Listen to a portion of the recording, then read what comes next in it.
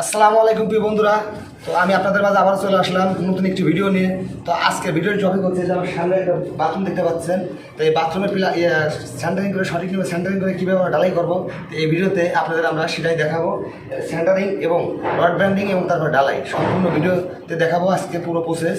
তো তাহলে চলুন কথা না বাড়িয়ে আমাদের ভিডিওটি শুরু করি। আর ভিডিওটি শুরু করার আগে আপনাদের কাছে একটা রিকোয়েস্ট, আমাদের চ্যানেলটিকে যারা এখনও সাবস্ক্রাইব করে নাই তারা সাবস্ক্রাইব করে পাশে থাকা বেল আইকনটিকে বাজিয়ে দেবেন, যাতে করে আমাদের কাজের নিত্য নতুন ভিডিও সবার আগে আপনাদের কাছে পৌঁছায়।